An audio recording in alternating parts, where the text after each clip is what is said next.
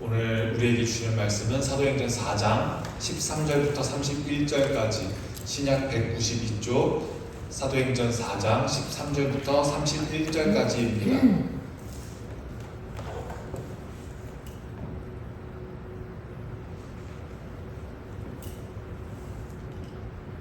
본문 말씀을 저와 여러분들이 교독하겠습니다. 제가 먼저 읽겠습니다. 그들이 베드로와 요한이 담대하게 말함을 보고 그들을 본래 학문 없는 범인으로 알았다가 이상히 여기며 또 전에 예수와 함께 있던 줄도 알고 또 명랑한 사람이 그들과 함께 서 있는 것을 보고 비난할 말이 없는지라. 명하여 궁회에서 나가라 하고 서로 의논하여 이르되 이 사람들을 어떻게 할까? 그들로 말미암아 유명한 표적 나타난 것이 예루살렘에 사는 모든 사람에게 알려졌으니 우리도 부인할 수 없는지라. 이것이 민간에 더 퍼지지 못하게 그들을 위협하여 이후에는 이 이름으로 아무에게도 말하지 말게 하자 하고 그들을 불러 경고하여 도무지 예수의 이름으로 말하지도 말고 가르치지도 말라 하니 베드로와 요한이 대답하여 이르되 하나님 앞에서 너희의 말을 듣는 것이 하나님의 말씀을 듣는 것보다 옳은가 판단하라. 우리는 보고 들은 것을 말하지 아니할 수 없다 하니 관리들이 백성들 때문에 그들을 어떻게 처벌할지 방법을 찾지 못하고 다시 위협하여 놓아주었으니 이는 모든 사람이 그 된 일을 보고 하나님께 영광을 돌림이라. 이 표적으로 병 나은 사람은 다시 여럿이나 되었더라. 네, 이렇게 한 이야기가 마무리되고 다음 이야기가 시작됩니다. 사도들이 노임에 그 동료에게 가서 제사장들과 장로들의 말을 다 알리니 그들이 또 한 마음으로 하나님께 소리를 높여 이르되 대지되어 천지와 바다와 그 가운데 만물을 지은 이시오. 또 주의 종 우리 조상 다윗의 입을 통하여 성령으로 말씀하시기를 어찌하여 열방이 분노하며 족속들이 허사를 경영하였는고 세상에 그러한 일이 나서며 관리들이 함께 모여 주와 그의 그리스도를 대적하자 하시니로소이다. 과연 헤롯과 본디오 빌라도는 이방인과 이스라엘 백성과 합세하여 하나님께 기름 부으신 거룩한 종 예수를 거슬러 하나님의 권능과 뜻대로 이루려고 예정하신 그것을 행하려고 이 성에 모여나이다. 주여 이제도 그들의 위협함을 굽어보시고 또 종들로 하여금 담대히 하나님의 말씀을 전하게 하여 주시오며 손을 내밀어 병을 낫게 하시옵고 표적과 기사가 거룩한 종 예수의 이름으로 이루어지게 하옵소서 하더라. 다 함께 읽겠습니다. 빌기를 다음에 모인 곳이 진동하니 우리가 다 성령이 충만하여 담대히 하나님의 말씀을 전하니라. 아멘. 네, 우리 지난주에 오후 찬양 예배 시간에 나눴던 말씀 기억하시죠? 제자들이 마가의 다락방에 모였더니 성령을 받는 장면들 우리가 보았습니다. 그리고 당연히 그 자리에는 당연히 그 마가의 다락방에는 오늘 말씀의 주인공 가장 가까웠던 제자들 베드로와 요한도 당연히 그 마가의 다락방에 있었습니다. 성령을 받고 나서 베드로와 요한은 완전히 달라졌습니다. 한번 성경책 앞을 보시겠어요? 사도행전 3장 1절부터 10절까지 보시면 베드로와 요한이 무엇을 합니까? 걷지 못한 자를 그쵸 그렇습니다. 걷지 못하는 사람을 예수의 이름으로 일으키는 장면이 나옵니다. 이것은 우리가 복음서에서 많이 보던 장면입니다. 예수님께서 하시던 것처럼 말씀과 권능으로 병든 자를 아픈 자를 고치는 일을 하게 됩니다. 언제 이후부터요? 성령을 받은 이후부터요. 그리고 10절 이후부터 11절부터 26절까지의 말씀을 보면 더 놀라운 일이 펼쳐집니다. 여러분 기억하시죠? 예수님께서 잡히시던 밤에 한 어린 소녀 앞에서 베드로가 무엇을 했는지요? 나는 그를 정말로 알지 못해. 나 예수 몰라. 나 그 사람의 제자도 아니야. 3번이나 부인했던 베드로였잖아요. 그리고 예수님을 그리스도라고 고백했지만 정작 예수님의 고난과 죽음은 이해하지 못하여서 사탄아 물러가라. 꾸짖음들은 예수님을 올바른 메시아로 이해하지 못한 베드로였잖아요. 그런데 지금 베드로는 성전 옆에 있는 솔로몬 행각이라는 곳에 서 있습니다. 행각이 어떤 곳이냐면 기둥들이 이렇게 있어요.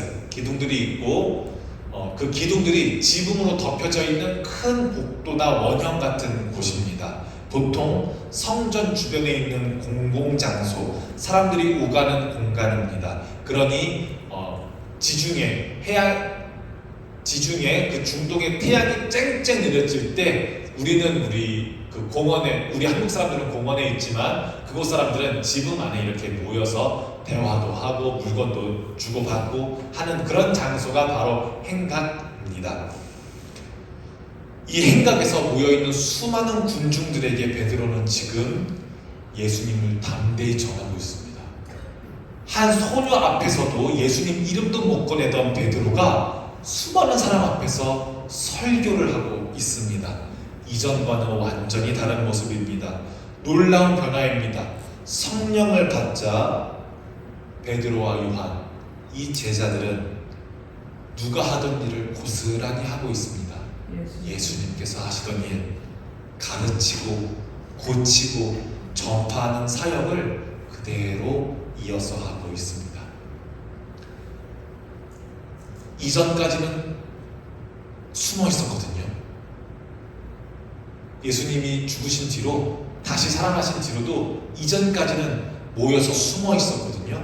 그런데 이렇게 노골적으로 대외적으로 활동하다니, 당연히 이 이야기들은 누군가를 고쳤다느니, 어디에서 설교를 했다느니, 이 이야기는 대제사장과 유대교 지도자들, 장로와 서기관들의 귀에 들어가게 됩니다. 바로 체포할 수 있습니다. 그래서 대제사장들은 이들을 잡아 공회로, 여기에 공회의 이름은 안 나오는데 아마 사내들인 공회일 겁니다. 공회로 끌고 갑니다. 여기서 잠깐 공회가 무엇인지 설명해 드리는 게 좋을 것 같습니다. 지금 우리 대한민국은 종교와 정치 중에서도 사법이 분리되어 있습니다. 그러니까 무슨 말이냐면 법원에 계신 분이 기독교인일 수도 있고 불교인일 수도 있고 종교가 없으신 분이어도 전혀 상관없습니다. 왜냐고요? 정치와 종교가 분리되어 있으니까 전혀 상관이 없어요. 그렇죠? 그런데 당시 유대 사회에서는 재판을 하는 사람들, 그러니까 사법하는 사람들, 법을 집행하는 사람들이 누구냐면 대제사장과 장로들이었습니다. 그러니까 이건 죄다, 이건 죄가 아니다 라고 판단하는 사람이 대제사장과 제사장, 장로들이었습니다. 그런데 그 공회는 유대인의 종교 재판기관 중에 가장 높은 종교 재판기관입니다. 그러니까 우리식으로 말하면 대법원, 고등법원이 되겠습니다. 그러니까 이제 유죄 판결을 받을 것만 같은 상황입니다. 베드로와 요한이 간이 배 밖으로 나와서 지금껏 잘 숨어 있었는데 성령을 받았더니 밖에 나와서 옛날에 예수님께서 하셨던 것처럼 사람을 고치고, 옛날에 예수님께서 하셨던 것처럼 사람들 많은 곳에서 복음을 전하고 하니까 바로 재판받을 수밖에 없습니다. 무섭습니다. 베드로는 더 무서울 겁니다. 왜? 사람 한 명 앞에서도 겁을 내서 예수님을 못 전했었거든요. 그런데 이 공회에서 죽음을 받을 때에도 베드로와 요한은 겁을 먹지를 않습니다. 그렇게 도망다니던 사람들이, 그렇게 겁먹던 사람들이 부활하신 예수님을 만나고 성령을 받은 이후로는 겁을 먹지 않습니다. 오히려 우리를 심판하는 사람들 앞에서 예수님의 죽으심이 우리의 구원되었다는 것을 내가 말 안 할 수가 있겠냐고요 라고 큰 소리로 말합니다. 그래서 사도행전 4장 13절을 보면 공회 재판관들이, 공회 사람들이 두 사람을 보고 놀라워합니다. 저 사람들 뭐 배운 것도 없는, 학문도 없는 무식한 어부들인데, 범인인 줄 알았는데 저렇게 비범한 사람들이었어? 라고 놀랍니다. 그리고 성경은 이 자들이 맞다, 저 사람들 그 예수 따라다니던 그 열둘 중 한 사람이지 라고 알게 됩니다. 오늘 우리가 읽은 말씀이 이 장면부터 시작됩니다. 성령을 받고 사역하던 이 제자들이 공회에 끌려가는 장면이 바로 이 장면입니다. 13절부터 22절까지의 말씀을 우리가 다시 한번 교독해보면 더 말씀이 잘 이해될 것 같습니다.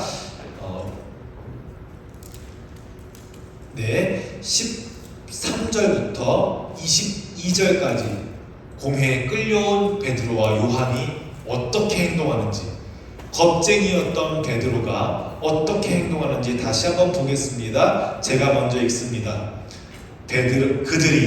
여기서 그들은 공회 사람들입니다.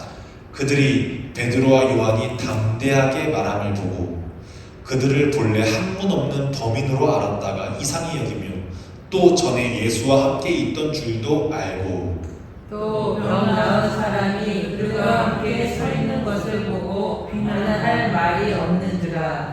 네, 정말로 병 나은 사람이 옆에 있으니 잘못한 게 없어서 뭐라도 추궁할 게 없습니다. 그래서 그냥 나가라 라고 말합니다. 명하여 공회에서 나가라 하고 서로 의논하여 이르되 이 사람들을 어떻게 할까? 그들로 말미암아 유명한 표적 나타난 것이 예루살렘에 사는 모든 사람에게 알려졌으니 우리도 부인할 수 없는지라. 이것이 민간에 더 퍼지지 못하게 그들을 위협하여 이후에는 이 이름으로 아무에게도 말하지 말게 하자 하고 그들을 불러 경고하여 도무지 예수의 이름으로 말하지도 말고 가르치지도 말라 하니. 네, 이 표적을 예루살렘에 사는 모든 사람들이 알게 됐으니 우리로 치면은 종로 한복판, 신촌 한복판에서 모든 사람들이 다 본 거예요. 그러니 야, 너네들 이 짓 더 이상 하고 다니지 마라. 다시 예수 전하지 마라. 우리 어떻게 죽였는데 다시 전해. 지금 이렇게 말하고 다시 내보내는 거거든요. 베드로와 요한이 이전 같았으면 네 알겠습니다 이랬을 텐데 19절 제가 읽습니다. 베드로와 요한이 대답하여 이르되 하나님 앞에서 너희의 말을 듣는 것이 하나님의 말씀을 듣는 것보다 옳은가 판단하라. 우리는 보고 들은 것을 말하지 아니할 수 없다 하니. 관리들이 백성들 때문에 그들을 어떻게 처벌할지 방법을 찾지 못하고 다시 위협하여 놓아주었으니 이는 모든 사람이 그 된 일을 보고 하나님께 영광을 돌림이라. 이 표적으로 병 나은 사람은 46살 되었더라. 아멘. 네, 이렇게 베드로와 요한은 공회에서 풀려나게 됩니다. 결국 사도들은, 베드로와 요한을 포함한 사도들은 공회로부터 풀려납니다. 선생님은 공회에 끌려가신 이후에 죽으실 수밖에 없었는데 제자들은 풀려납니다. 정말 다행이고 정말 감사한 일입니다. 그리고 그 후에 이들은, 베드로와 요한은 곧장 다른 제자들, 다른 사도들에게 가 이 일을 감사하려고 함께 무엇을 하냐면 기도합니다. 사도행전 4장 24절을 보면 한 마음으로 하나님께 소리 높여 기도했다고 말합니다. 우리가 예수님의 이야기를 다 보고, 부활하신 예수님께서 제자들이 만난 이야기를 다 보고 우리가 앞으로는 교회가 어떤 장소인지 보기로 했습니다. 오늘 오전에는 이야기했습니다. 교회는 정해져 있는 것이 아니라 지음 받아져가는 곳이라고 이야기했습니다. 오늘 사도행전 본문은 이야기합니다. 교회는 모여서 무엇을 하는 곳이구나? 기도하는 곳이구나. 그런데 서로 다른 마음으로 기도하는 것이 아니라 한 마음으로 기도하는 곳입니다. 그렇습니다. 교회는 한 마음으로 기도하는 곳입니다. 본문은 이렇게 말합니다. 교회는 한 마음으로 기도하는 곳이다. 그렇다면 우리도 이 시간 함께 기도하는 시간을 가지면 좋겠습니다.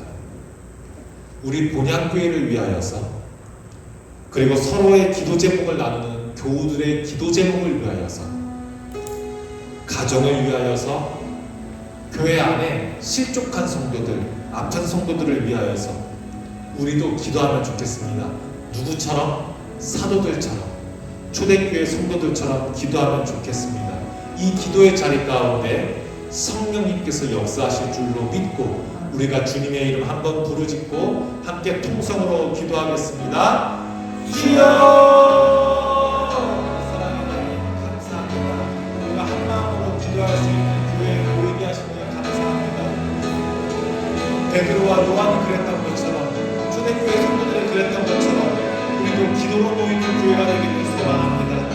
우리가 한 마음으로 한 뜻으로 기도할 때 그 기도의 뜻이 하나님께 연락될 줄로 믿습니다. 우리가 기도하는 성도들 되게 하여 주시고 기도로 뭉칠 수 있는 성도들 되게 하여 주시옵소서. 우리들의 기도 제목들이, 성도들의 기도 제목들이 땅에 떨어지지 않게 하여 주시고 신족한 성도들을 위하여, 신족한 성도들을 위하여, 아픈 성도들을 위하여, 예배의 자리 가운데 함께하지 못한 성도들을 위하여, 떨어져 나간 성도들을 위하여서 함께 기도할 수 있는 교회를 되게 하여 주시옵소서.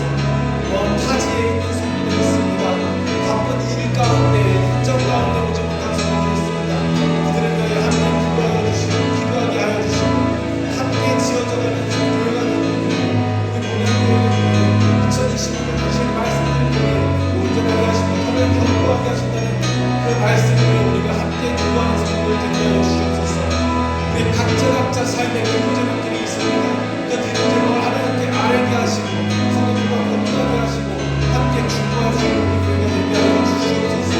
우리 교회가 성령의 능력으로 말미암아, 성령의 충만함으로 말미암아 함께하는 교회가 될 수 있도록 주님께서 인도하여 주시옵소서.